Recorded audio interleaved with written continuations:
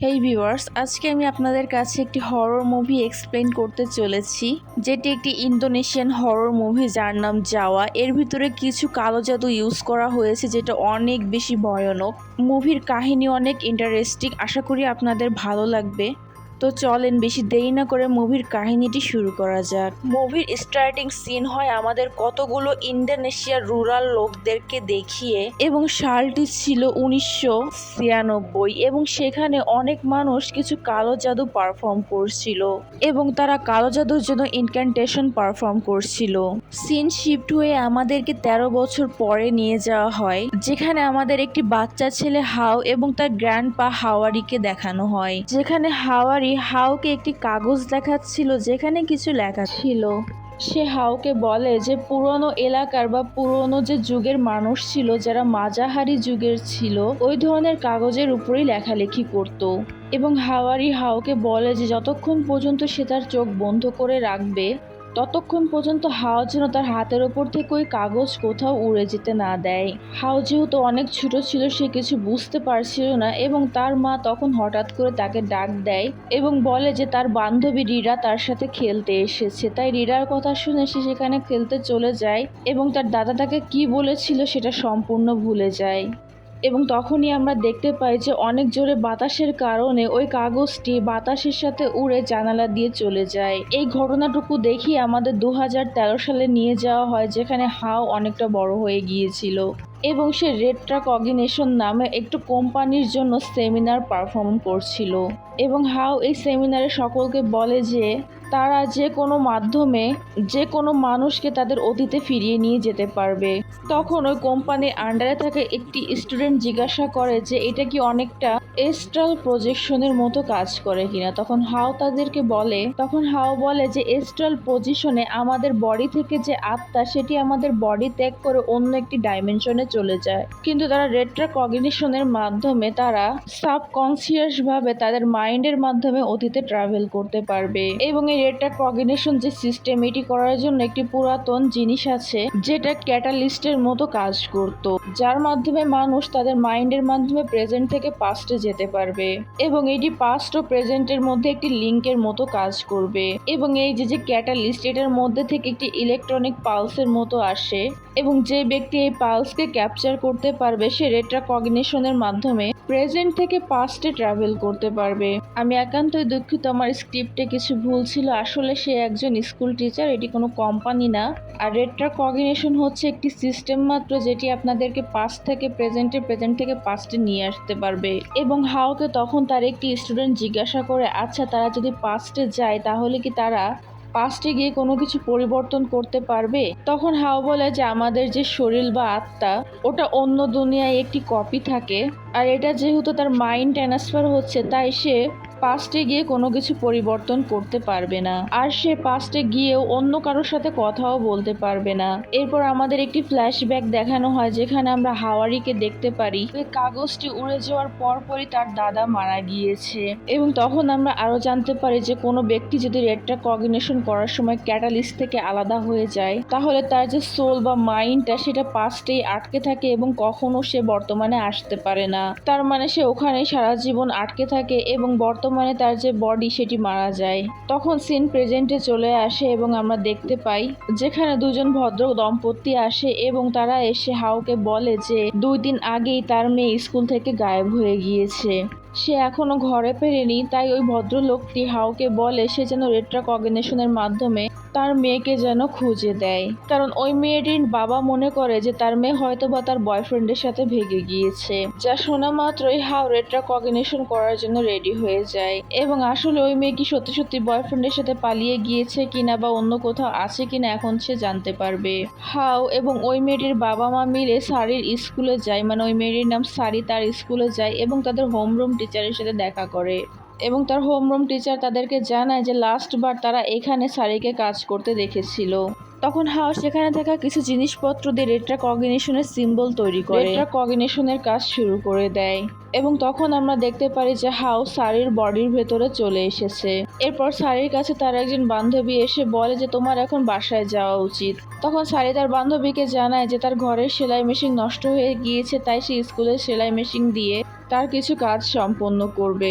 এবং আমরা সারিকে দেখতে পাই যখন সে কাজ করছিল তখন সে জোরে জোরে দরজা ধাক্কার আওয়াজ শুনতে পায়, যার কারণে সে খুব ভয় পেয়ে যায়। তাই সারি দরজা খুলে সেখানে দেখতে থাকে যে সেখানে কি হয়েছে, কিন্তু সে যখন দরজা খুলে সে সেখানে কাউকে দেখতে পায় না, কিন্তু আমরা দেখতে পাই যে সেখানে কেউ একজন সারিকে দেখছে। তারপর সারি আবারও তার কাজ শুরু করে দেয়, কিন্তু তখনই দরজায় কড়া নাড়ার আওয়াজ শুনতে পায় সারি, এবং তখনই সেখানে থাকা বিদ্যুৎ চলে যায়। এবং তখন সারি লক্ষ্য করে দেখতে পায় যে সেখানে মমির মতো কিছু একটা দাঁড়িয়ে আছে, এবং সেলাই মেশিনের মাধ্যমে তার হাত কেটে যায়। ভয় পেয়ে সে যখন ক্লাসরুমে দৌড়ে যায় তখন তার উপর থেকে কিছু একটা লিকুইডের মতো পড়ে। উপরের দিকে তাকালে সে কিছু দেখতে পায় না, কিন্তু তখনই তার সামনে সেই মরা লাশটি চলে আসে এবং সে ভয় পেয়ে যায়। এতটুকু দেখা মাত্রই হাও তার রেট্রোকগনিশন থেকে চলে আসে এবং সকলকে নিয়ে ওই স্কুলের পিছনে একটি পুকুরের কাছে যায়, এবং তারা ওই পুকুরের ভেতরে সারির লাশ খুঁজে পায়। কিন্তু হাও যখন সারির লাশ নেওয়ার জন্য নিচে যায় তখনই সেখানে আবারও হাও সেখানে ওই লোকটিকে দেখতে পায়, এবং হাও এটা দেখে অনেক বেশি ভয় পেয়ে যায়, কারণ কখনোই সে এরকম কোনো সিচুয়েশনের সম্মুখীন হয়নি। কিন্তু হাও দড়ি দিয়ে সারিকে বাঁচিয়ে নেয়, এবং আমরা দেখতে পাই যে সারি এখনো জীবিত আছে, এবং তাই তার বাবা মা হাওকে শুকরিয়া জানিয়ে সেখান থেকে চলে যায়। পরের দিন হাওকে দেখানো হয় যে তার গ্র্যান্ডফাদারের গ্রেভের কাছে যায়, এবং তখন সেখানে থাকা একজন লোক হাওকে অদ্ভুতভাবে ডাকতে থাকে, এবং লোকটি হাওকে একটি টম্ব দেখায় যেখানে হাওয়ের মৃত্যু তারিখ থেকে শুরু করে সকল বায়োডাটা লেখা ছিল, যেটি দেখে হাও অনেক বেশি ভয় পেয়ে যায়। এরপর হাও দেখতে পায় যে সে কাফনের কাপড়ে জড়িয়ে আছে এবং লোকটি তাকে জিন্দা দাফন করতেছে।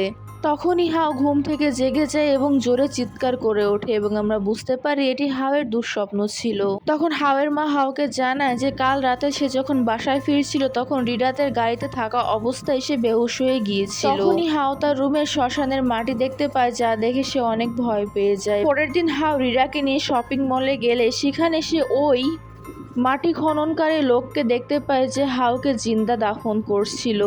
হাও লোকটির পিছু পিছু করতে করতে চেঞ্জিং রুমে চলে যায়, এবং সেখানে সে নিচু হয়ে দেখে যে ওখানেও ঠিক তেমনই শ্মশানের মাটি পড়ে আছে যেমনটিতে সে তার রুমে দেখেছিল। এরপর হাও সেখানে থাকা পর্দা সরাতে চেষ্টা করে, কিন্তু ওই পর্দাটি আরো বেশি ময়লা হতে শুরু করছিল এবং বড় হতে শুরু করছিল। হঠাৎ করে পর্দা একা একা সরে যায় এবং হাও সেখানে একটি আয়নার মধ্যে ওই লোকটিকে দেখতে পায়, এবং হাও সেখান থেকে পালাতে শুরু করলে হাওয়ের সামনে ওই মুর্দা ব্যক্তিটি আবারও চলে আসে, এবং হাও চেঁচিয়ে উঠলে সে সেখানে আবার রিডাকে দেখতে পায়। তখন হাও রিডাকে সমস্ত ঘটনা খুলে বলে। তখন রিডা তাকে বলে যে সে যেহেতু সারিকে বাঁচিয়েছিল তার কারণে হয়তোবা ওই মুর্দা ব্যক্তিটি সারির জীবন না নিতে পারে এবং হাওয়ের পিছনে পড়ে আছে। এবং রিডা আরো বলে যে সারি হয়তোবা কোনো বিশেষ ব্যক্তি ছিল যার কারণে ওই মুর্দা ব্যক্তিটি তাকে সিলেক্ট করে নিয়েছিল, কিন্তু হাও যেহেতু সারিকে এখন বাঁচিয়ে ফেলেছে তাই সেই লোকটি এখন হাওয়ের পিছনে পড়ে আছে। এরপর আমাদের সারিকে দেখানো হয় যে যখনই ঘুমাতে যায় ওই মুর্দা ব্যক্তিটি তাকে হর্ন করতে শুরু করে, যার কারণে সে ঘুমাতে পারে না। এরপরে সারির কাছে তার মা চলে আসে এবং সারি যেই হাতে ব্যথা পেয়েছিল সেখানে ব্যান্ডেজ করতে থাকে এবং বলতে থাকে যে সারির এই আঙ্গুলটি অনেক বিশেষ এবং এই কাটা আঙ্গুলটি সারির অনেক ক্ষেত্রেই কাজে লাগবে, বিশেষ করে কালো জাদুর ক্ষেত্রে। এবং এটি বলতে বলতে সে তার আঙ্গুলে কামড় বসিয়ে দেয় এবং সারি জোরে চিৎকার করতে শুরু করে, এবং তখনই সেখানে সারির রিয়েল প্যারেন্টস চলে আসে, যার কারণে আমরা বুঝতে পারি যে এই কাজগুলো ওই ইভেল বা শয়তান অশরীরীটি করছে কোনো একটি কারণবশত। তারপর সারির বাবা মা হাওকে ডেকে আনে এবং তাকে বলে যে যখন থেকে হাও তাকে বাঁচিয়ে এনেছে তখন থেকে সারি খাওয়া দাওয়া বন্ধ করে দিয়েছে এবং ওই অশরীরীটি সারিকে বিভিন্নভাবে হর্ন করেই যাচ্ছে। তখন হাও সারিকে বলে যে ওই পুচং শুধু তোমাকে না আমাকেও হর্ন করছে, তুমি কি জানো যে ওই পুচংটি কেন এরকম করছে? এই মুভিতে এই লোকটিকে পুচংই বলা হয়েছে, তাই পুচং আমিও বলছি। তখন সারি হাওকে বলে যে তাদের স্কুল থেকে আগেও দুটি বাচ্চা গায়েব হয়ে গিয়েছে, কিন্তু ওই প্রথম বাচ্চা যে কিনা জীবিত ফিরে এসেছে। তারা পুলিশ স্টেশনে গিয়ে এই ব্যাপারে জিজ্ঞাসা করলে পুলিশ তাকে জানায় যে প্রথম যে বাচ্চাটি গায়েব হয়ে গিয়েছিল সে তো স্কুল তৈরি হওয়ার আগেই গায়েব হয়ে গিয়েছে, আর দ্বিতীয় যে বাচ্চাটি গায়েব হয়ে গিয়েছে সে তো 8-10 বছর আগেই গায়েব হয়ে গিয়েছে। হাও তখন তাকে জিজ্ঞাসা করে যে এই সমস্ত ঘটনা কি কেউ জানতো? তখন ওই পুলিশ অফিসারটি বলে সমস্ত ঘটনা তাদের স্কুলের যে একজন সিকিউরিটি গার্ড ছিল সে সবকিছু জানতো এবং সে একজন সামান ছিল। তখন তারা সকলে মিলে ওই স্কুলে অবসরপ্রাপ্ত সিকিউরিটির বাসায় যায় এবং তাকে সমস্ত ঘটনা খুলে বলে। তখন ওই লোকটি বলে যে সে তার ওয়াইফকে ওয়াদা করেছিল যে সে এই বিষয়ে কখনো মুখ খুলবে না, কিন্তু আজ তাকে মুখ খুলতেই হবে। তখন লোকটি জানায় যে তার যে গুরু তার নাম ছিল ওয়ালিজ, যে কিনা টাকা পয়সার জন্য যে কোনো মানুষকে কালো জাদুর মাধ্যমে বলি দিতে চাইতো এবং সে নির্মমভাবে মানুষের হত্যা করত। এবং তখন যখন সবাই এই ব্যাপারে জানতে পায় তখন তাকে মৃত্যুদণ্ড দেওয়া হয়। মৃত্যু থেকে বাঁচার জন্য সে জিন বানস্পতি নামক একজন শয়তানের সাথে একটি ডিল করে বসে এবং ওই শয়তানটি ওই লোকটিকে সারা জীবনের জন্য একটি জীবন্ত পুচং বানিয়ে দিয়েছিল। তখন হাও ওই লোকটিকে তাদের সাহায্য করার জন্য বলে, কিন্তু সে ডাইরেক্ট মানা করে যায় এবং সেখান থেকে হাও রিডাকে নিয়ে চলে যায় এবং সে রিডাকে বলে যে সে তার রেটা কগনিশনের মাধ্যমে যে করেই হোক একটি উপায় বের করে নিবে। তখন রিডাটাকে বলে যে সকল সমস্যার সমাধান রেটা কগনিশন হতে পারে না। তারপরে রিডা আরো বলে যে রেটা কগনিশনের মাধ্যমে যদি সামানের কিছু হয়ে যায় তাহলে তার যে মেয়ে আছে তার কি হবে, এবং হাওকে বেশি কথা বলে এবং সে বলে যে এইসব কাজের জন্য সে হাওকে সাহায্য করবে না। তখন ওই লোকটি হাওকে খুঁজে বের করে এবং হাওকে সাহায্য করার জন্য তাকে রাজি হয়ে যায়, কারণ গ্রামের লোক সবসময় ভাবতো যে সে একজন খারাপ লোক এবং সে হাওয়ের সাহায্য করে এখন তাকে ভালো প্রমাণ করতে চায়। তখন ওই লোকটি হাওয়ের সঙ্গ দিয়ে ওই স্কুলের কাছে যায় এবং সে বলে যে ওই স্কুলটি ওয়ালিজের কবরের ওপর তৈরি করা হয়েছে এবং 10 বছরের মাথায় তার একজন মানুষের প্রয়োজন হয় যার আঙ্গুল কেটে ওই আঙ্গুলের রক্ত খেয়ে সে একটি নতুন জীবন ফিরে পাবে এবং আরো শক্তিশালী হয়ে যাবে। এবং এই রিচুয়াল করতে করতে সে অমরত্ব লাভ করে ফেলেছে এবং ওয়ালিসদি ওই লোকদেরকেই চুজ করে যারা কিনা ওয়ালিসদি যেই ডেটে জন্মগ্রহণ করেছিল তারাও সেই ডেটে জন্মগ্রহণ করেছে। এবং আমরা জানতে পারি যে তাহলে হয়তো বা সারি এবং যে বাচ্চা দুটা গায়েব হয়েছে তারাও ওই একই সময়ে জন্মগ্রহণ করেছে এবং ওই অশরীরী পুচংটি আর কেউ না, ওই ওয়ালিসদি ছিল যে কিনা শুরু থেকেই সারা ও হাওকে হর্ন করে আসছে। তখন ওই শামান বলে যে যখন পুচং নতুন করে জন্ম নিয়েছিল তখনই তাকে আমার মেরে ফেলা উচিত ছিল। তখনই গাড়ির রেডিও বেজে ওঠে এবং বলে যে তাদের সময় শেষ হয়ে এসেছে। তখন হাও রেডিও অফ করে দেয়। তখন তারা আবার ব্যাক সিটের থেকে কিছু আওয়াজ শুনতে পায় এবং হাও সেখানে চেক করতে যায় এবং হাও যখন গাড়ি চালাতে যাবে তখন গাড়ি স্টার্ট হচ্ছিল না, কিন্তু তখনই সে পিছনে ওয়ালিস দিকে দেখতে পায় এবং ওয়ালিস দি তাদের গাড়ির উপরে কাঁচ ভেঙে ভিতরে ঢুকতে চায়, কিন্তু সে ঢুকতে পারে না এবং তখনই হাও যে করে হোক গাড়ি চালিয়ে চলে যায়। এবং আমাদের যতটুকু মনে হয় এখানে হয়তো বা হাওয়ের যে গ্র্যান্ডফাদার ছিল তার স্পিরিট তাদেরকে সাহায্য করছে। তখনই ওই সামানটি ব্যাক সিট থেকে খোদাই করা জিনিসপাতি আনতে যায়, কিন্তু তখনই ওয়ালিস দি তার মুখে অ্যাসিড ছুঁড়ে মারে। অ্যাসিডের কারণে তার সমস্ত চেহারা পুড়ে যায় এবং মরার আগে ওয়ালিস দির কবর কোথায় আছে সেটি সে হাওকে বলে যায়। এরপর হাও ওই লোকের আঙ্গুল থেকে আংটি পরে সেখানে রওনা দিয়ে যায় যেখানে ওয়ালিসদির কবর ছিল এবং ওই গাছের কাছে গিয়ে হাও সেখানে বসে এবং ওই লোকের আংটি দিয়ে একটি ক্যাটালিস্ট সিম্বল তৈরি করে অতীতে ফিরে যাওয়ার চেষ্টা করে এবং সে অতীতে পৌঁছে যায় যে সময় ওই লোকটি ওয়ালিসদির শিষ্য ছিল এবং তখন সেখানে একটি রিচুয়াল চলছিল যেখানে ওয়ালিসদের 2 শিষ্য একে অপরকে খানজার দিয়ে মারছিল এবং ওখানে থাকা একজন শিষ্য ওই খানজার দিয়ে ওয়ালিসদিরও গলা কেটে দেয় এবং সেখানে তার মৃত্যু হয়ে যায় এবং ওয়ালিসদের যে শিষ্যরা ছিল তারা ওয়ালিসদের মাথা ব্যতীত পুরো বডি সাদা কাপড় দিয়ে পেঁচিয়ে সেখানে তাকে কবর দিয়ে দেয়। এখানে রিচুয়াল একটু অন্যরকম ছিল এবং এই রিচুয়ালটি এজন্যই করা হয়েছিল যাতে ওয়ালিসদি সারা জীবনের জন্য জীবিত থাকতে পারে এবং এতক্ষণ যা দেখছিলাম এগুলো এই রিচুয়ালের পার্ট ছিল এবং এই রিচুয়ালের মাধ্যমে ওয়ালিসদি পুনরায় পুচং হিসেবে জীবিত হয়ে আসতে পারে এবং ওয়ালিসদি শয়তানের কাছ থেকে এই ডিলটি করেছিল এবং এই সিনটি ওই সিনই ছিল যেটি আমরা মুভির শুরুতে দেখেছিলাম এবং ওয়ালিসদি ছিল যে কিনা কালো জাদু পারফর্ম করছিল। এরপর প্রেজেন্টে পুচংকে দেখানো হয় যে হাওয়ের হাত থেকে ওই আংটি ফেলে দেয়, যার কারণে হাও অতীতে আটকে যায় এবং করে কি যে হাওয়ের যে অরিজিনাল বডি সেটি ওই পুচং নিয়ে ওই কুয়োর ভিতরে ফেলে দেয় যেখানে সারিরকে ফেলে দিয়েছিল। এরপরে রিডা হাওয়ের খোঁজ করতে করতে হাওয়ের বাসায় চলে আসে, কিন্তু হাওয়ের মা রিডাকে জানায় যে সে এখনো বাড়ি ফেরেনি এবং সে তার মাকে বলেছিল সে একটি স্কুলে যাবে। এরপরে আমরা হাওয়ের যে মাইন্ড সোলটি দেখতে পাই সেটি অতীত থেকে আস্তে আস্তে গায়েব হয়ে যাচ্ছিল এরপরে আমাদের দেখানো হয় যে ওই পুচং হাওয়ের বডি নিয়ে তার আঙ্গুল চুষতে শুরু করে, এক কথায় তার সোল চুষতে শুরু করে, কারণ হাও ওই দিনই জন্মগ্রহণ করেছিল যেই দিন ওই পুচং জন্মগ্রহণ করেছিল।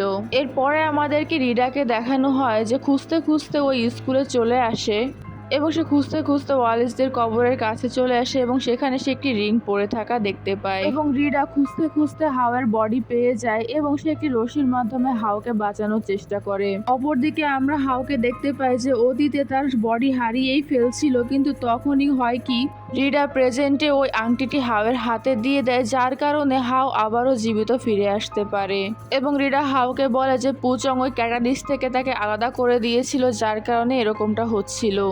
হাও আর রিডা যখন ওই কুয়া থেকে বের হতে যাচ্ছিল তখন হাওয়ের পায়ে একটি কাপড় পেঁচিয়ে যায়, যার কারণে সে আবারও নিচে পড়ে যায় এবং হাও ওই কাপড়ের গিট খুলতে চেষ্টা করে, কিন্তু তখনই হঠাৎ করে ওই কুয়ার ভেতরে অনেক বেশি পানি হয়ে যায়, মানে পানি আসতে শুরু করে, যার কারণে ওই যে গিটটি সেটি আরো মজবুত হতে শুরু করে এবং পানির ভেতর থেকে ওয়ালদিজের পুচং বেরিয়ে আসতে শুরু করে। তখনই রিডা তার গলা থেকে একটি মন্ত্রপুত মালা ওই পানির ভেতরে ফেলে দেয়, যার কারণে ওই পুচংটি গায়েব হয়ে যায় এবং সে হাওকে সফলভাবে কুয়া থেকে উঠিয়ে আনতে পারে। তখন হাও রিডাকে ওই মালার ব্যাপারে জিজ্ঞাসা করে, তখন রিডা তাকে জানায় যে এই মালাটি তার মা তাকে দিয়েছিল এবং বলেছিল যে এই মালা পরলে তার কাছ থেকে ইভিল স্পিরিটগুলো দূরে চলে যাবে।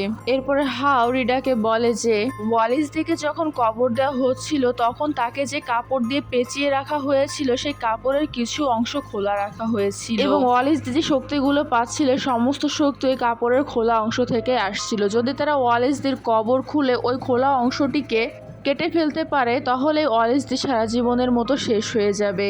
এরপরে হাও আর রিডাকে দেখানো হয় যে তারা একটি মন্ত্রপুত লবণ নিয়ে আসে ওই কবরের পাশ দিয়ে ছড়িয়ে দেয় এবং কবর খুঁড়তে শুরু করে।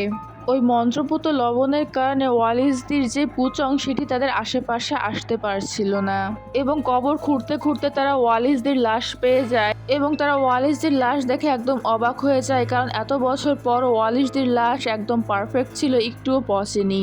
তখন রিডা ওয়ালিসদের মাথার পাশে ওই খাঞ্জার দেখতে পায় যে খাঞ্জার দিয়ে ওয়ালিসকে কাটা হয়েছিল এবং তখন হাও ওই খাঞ্জার নিয়ে ওয়ালিসদের পাশে যে রশিটি ছিল বা কাপড়ের অংশ ছিল সেটি কাটতে শুরু করে, কিন্তু তখনই সেখানে প্রচণ্ড বৃষ্টিপাত হতে শুরু করে, যার কারণে পাশে দেওয়া যে মন্ত্রপুত লবণ সেগুলো মুছতে শুরু হয়ে যায়, যার কারণে ওয়ালিসদে আবারও জীবিত হয়ে যায় এবং হাওকে নিয়ে কবরের ভেতর ঢুকে যায়, যার কারণে কবরটি মাটি দ্বারা সম্পূর্ণ ঢেকে যায় এবং রিডা করে কি ওই কবর আবারও পুনরায় খুঁড়তে শুরু করে এবং হাও যে লোকটিকে দেখতে পেয়েছিল যে তার আশেপাশে সবসময় ছিল সে আর কেউ না ওয়ালিস দিয়েছিল যে তার ফিউচার তাকে দেখাচ্ছিল।